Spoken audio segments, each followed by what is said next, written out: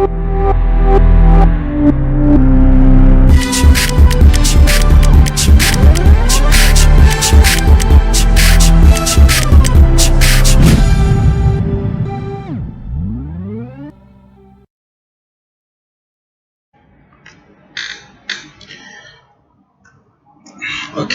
Assalamu alaikum wa rahmatullahi wa barakatuh, freshmen. I hope that everything's going fine and you're following up concerning our tutorials and concerning the video casts that we are discussing in every week. Now, today we're gonna introduce a new lesson about the Indus Valley Civilization. Of course, when we talk about such kind of civilizations, we are addressing the earliest civilizations that thrived and lived in the whole world, especially that we are talking about farming communities. Now, before I'm going to start addressing the Indus Valley Civilization, I want you to put in your mind and you put in consideration a logical aspect about how early people used to be roamers and gatherers. They used to migrate from one place to another, and they were seeking settlement. They were hunting. That's why their name was hunters and gatherers. They used to hunt and move from one place to another, just like the nomads. However, this changed when early civilizations decided to settle. Of course, common sense. If you want to settle, you need water. That's why most of these early civilizations, especially the Indus Valley Civilization, was considered as one of the earliest civilizations ever. Such civilization thrived and was centered close to the Indus Valley, which is there close to the main river, like the Nile Valley, Nile River. Fine, we have, for example, the Sumerian close to the Euphrates River in Iraq, and that's why early civilizations, they needed water. So, in order to develop farming communities, you have to put in consideration that such civilizations, they needed water, because you cannot fertilize your plants without having continuous supplementation of water, and this cannot happen unless you are living close to riverbanks. That's why the earliest civilizations, like the civilizations that thrived in the Nile Valley in Egypt and Euphrates, for example, in Iraq, or the Wang River, the White River, also in China, and also here in this area that's today known as India, we're talking about the Indus Valley. It's considered as one of the earliest civilizations that even paved the way for the language, for the kind of language and the spoken old ancient language for the region in this area. So let's go over this very fast. In this early civilizations in this valley was discovered 1856, railroad crew. Of course, we have to know that it was so difficult to uncover the writings of such civilizations. The archaeologists were able to study about this area from only the artifacts and tools, and precisely the farming tools that they were able to study and unravel in order to, highlight more details about this ancient civilization. The writings is so much important. To discover an ancient writing means discovering the culture more, knowing more about the culture, and this is exactly what happened. For example, the Egyptian civilization after 1920, when the hieroglyphics and the first tablet was discovered, and the hieroglyphics, the first Egyptian writing was discovered. A lot of archaeologists and historians to uncover more mysteries about the Egyptian civilization. But here the problem is the only trace that allowed archaeologists to uncover such kind of civilization was from the old artifacts and relics. They were uncovered and found precisely in the year 1856 from about 170 years ago. So we have discovered by the railroad crew Harappa, Mohenjo-daro, the Hill of the Dead. Both cities shared urban design, architectural, 3-mile circumference population. This is how, of course, all of these are estimated number of concentrating about agricultural tools, all ornaments like these, all tools. And that's what, as I said about the Indus civilization, they were it was too difficult for the archaeologists to uncover the language, most of the languages, but they were able to uncover mainly and figure out more about civilization from the relics and artifacts that they discovered and found. Crafts of the Indus Valley included pottery making, dyeing, metal, all that stuff. Of course, now we are going to talk more about such kind of artifacts. You see, like, you know, the first grazing wheel that's used to drag by cattle or sheep.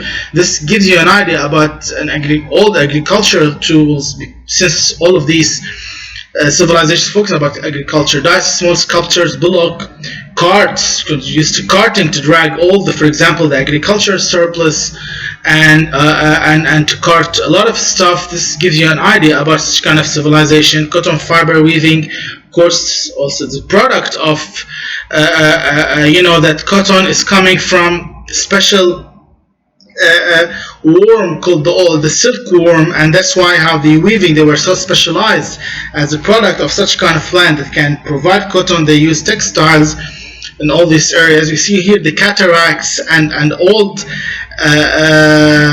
drainage system that would help them to graze and help them to survive for so long, to give you an idea about such kind of civilizations. And how, for example, in Mohenjo-daro, the citadel is built on an architectural platform about 45 feet above the plain. On the summit was a huge communal bath. Next to the large bath was a huge open space. And this gives you an idea about the community and the division in the community and how this community thrived. And let's talk about a little bit about the kind of society that's based on a lot of artifacts that's found. It was a patriarchal community, and a community that was ruled by the father, the man, the male. Because the females were not allowed to inherit, they were not allowed to share in the community, and the males were superior. That's why we call it patriarchal community. And how did the scientists discover this? From some of the relics and the drawings that showed, that uncovered more secrets about how the males were the main executors of all the difficult missions in the community. Of course, here we have the drainage system, private houses, almost every one with it, one well, bathing space and toilet system, brick seat over drainage area, fine, brick line drainage, flushed water in case they want to, like, you know, wash or do whatever they want or go to the toilet. Everything's going to be flushed here. Of course, and here we have Mohenjo-daro and Harappa. The town plan was regular. Even fire-backed bricks were uniform in size and shape. And based on all of these monumental architectural remains, a lot of stuff. Of course, here we have the Aryan first migration that started from the Indus Valley. They went to reach Europe and different parts at that time in the globe. Of course, now we're going to go back a little bit to the text itself. But the Indus Valley, early civilizations in India emerged in the river valley, mainly the valley of the Ganges and the Indus. Between 3000 BC and 1500 BC, of course, early Indus Valley civilizations was established in India, extended from the Himalaya to the Arabian Sea. All this area that we talked about, where early migration started, as we were addressing the previous map.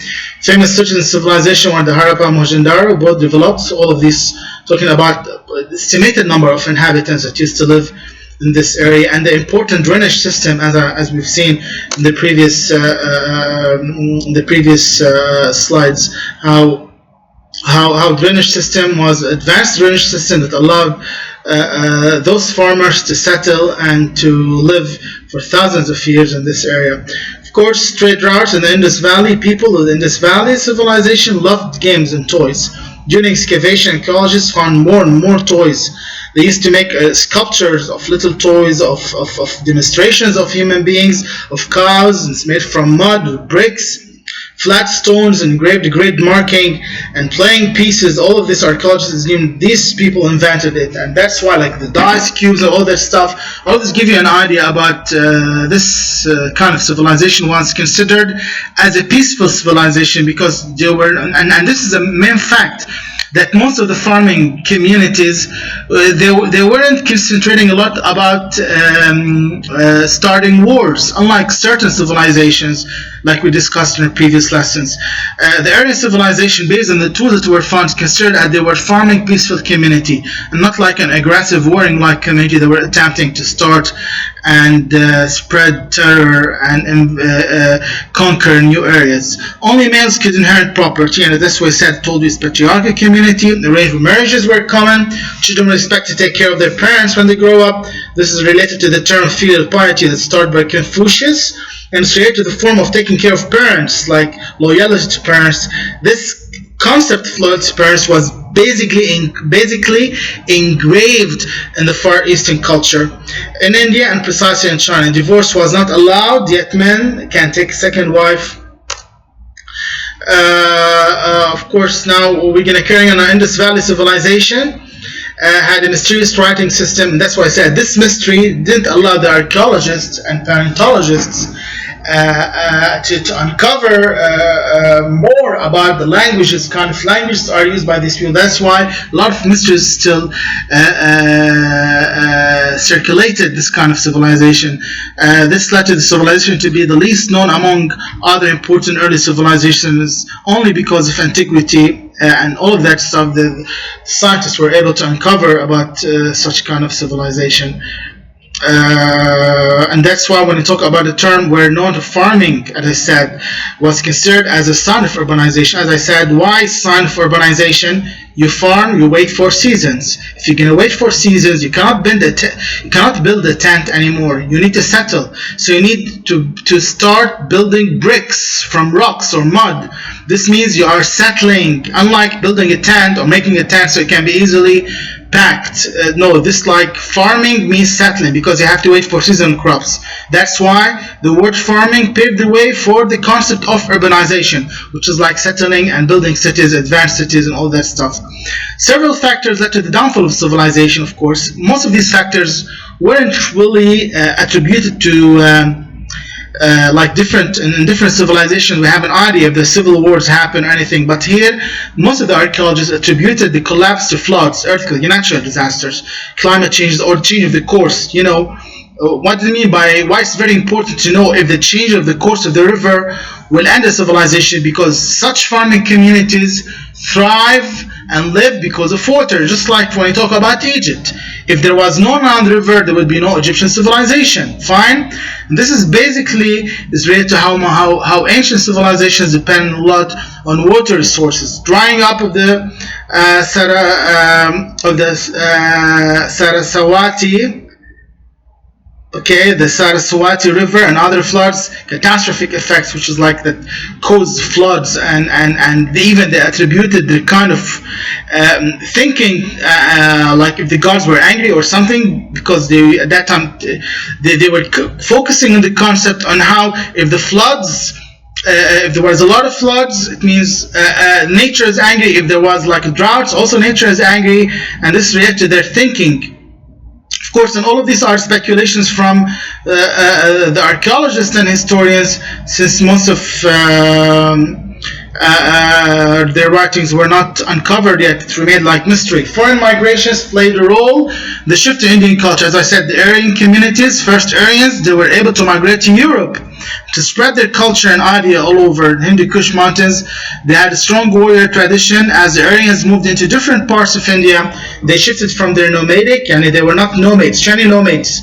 Nomadic, it means go from one place to another, into farming. When I say the word farming, I mean civilized, because to farm, it means you have to wait for seasonal crops, which means like you have to build a city, to start using the bricks, to settle, to have a shelter. Nomadic means roaming from one place to another, like the Bedouins in the desert, for example. Farming means starting the first civilization, because you have to wait for seasonal crops. They brought a new language, but of course there's a lot of ambiguity about this language, but it paved the way for the local languages in India. All that stuff. Aryans were responsible for introducing Indo-European language into the Indian subcontinent because of the earliest migration. The main professional people in this valley were, of course, trading and farming. Common sense: rice, wheat, barley, peas. These considered as one of the, even rice and barley was considered as the earliest kind of crops that used to be existing in such kind of early civilization, one of the earliest civilizations ever. So in this way, we're gonna end our lecture today. I hope it was clear for all of you grade 9 freshmen. Assalamu alaikum wa rahmatullahi wa barakatuh.